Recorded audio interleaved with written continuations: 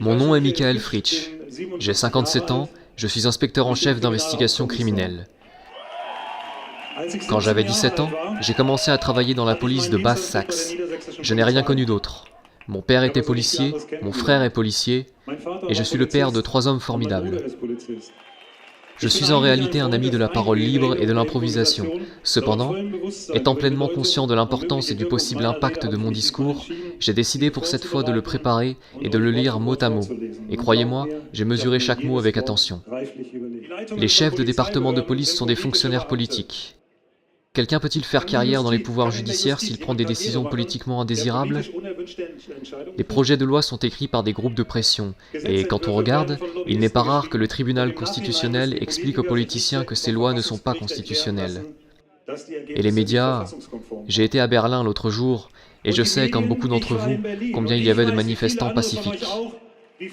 À tous les représentants des médias et aux politiciens, j'aimerais vous rappeler cela aujourd'hui. On ne croit pas les menteurs, pas même quand ils disent la vérité. Vous avez creusé votre propre tombe. L'humanité n'est ni aveugle, ni stupide. Le monde peut s'informer par beaucoup de canaux d'information aujourd'hui et exposer vos mensonges. Il y a un tas de mensonges, d'opinions également, mais il n'existe qu'une seule vérité.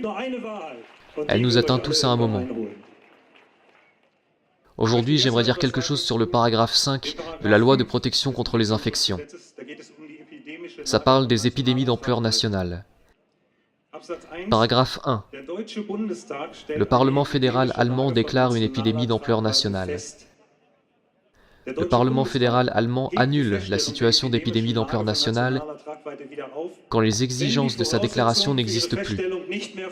J'ai vu une vidéo en venant ici du professeur Sucharit Bhakdi. Il dit « Nous n'avons jamais eu une épidémie d'ampleur nationale en Allemagne. » Les questions suivantes me sont alors venues.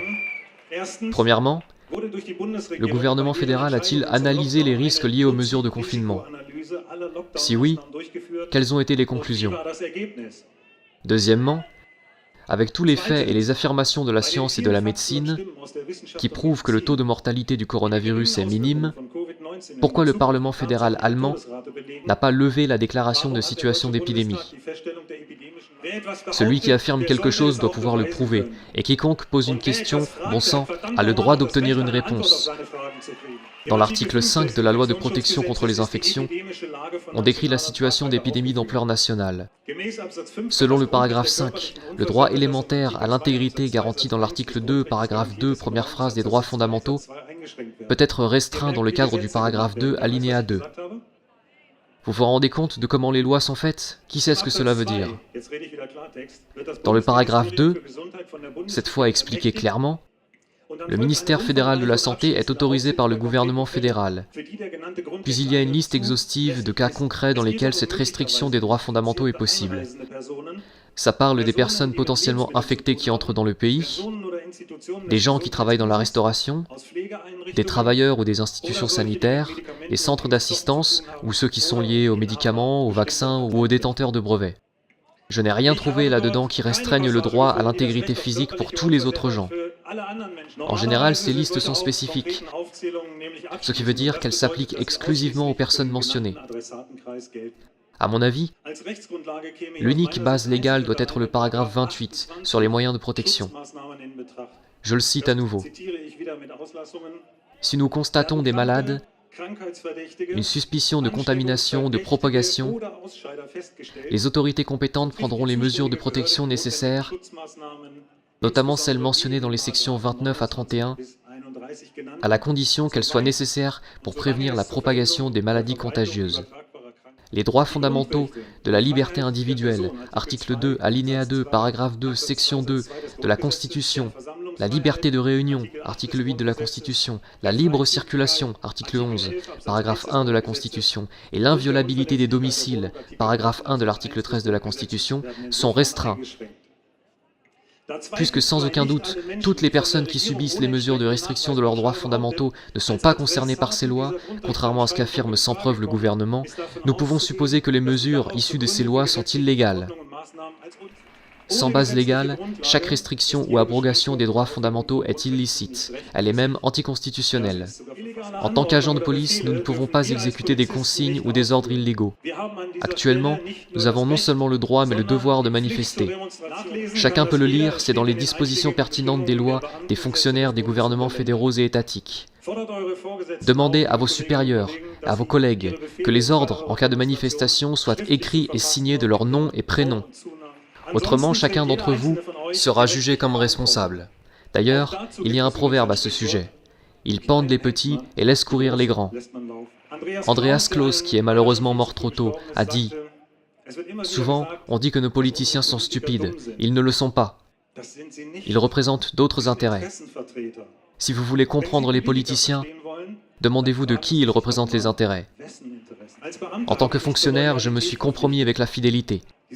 Cette fidélité s'applique exclusivement envers notre Constitution et envers l'État de Basse-Saxe. J'ai prêté serment sur notre Constitution et sur nos lois, mais pas sur un programme politique ou un parti. En tant que fonctionnaire, j'ai des supérieurs et je suis obligé de suivre leurs instructions jusqu'à un certain point, mais je ne suis pas un être humain soumis à l'obéissance inconditionnelle. Je sers tous les gens et surtout ceux qui se trouvent en situation de détresse, parce que je suis un protecteur. Chers policiers, écoutez votre cœur et demandez-vous si vous pouvez faire tout ça en tant que personne, en tant que père et mère, si vous voulez vraiment prendre part à ça. S'il vous plaît, pensez à votre mission et unissez-vous à nous. Chacun de vous a la responsabilité de ses actions et tôt ou tard aura à se justifier. Alors unissez-vous à nous. Chaque jour nous sommes plus nombreux, vous ne pouvez pas l'empêcher, plus personne ne peut l'empêcher. Vous ne pouvez pas enfermer et surveiller des millions de personnes ou plus. La masse critique a été dépassée il y a longtemps, et il dépend de vous tous et de nos soldats de savoir si le prochain changement social sera pacifique ou violent.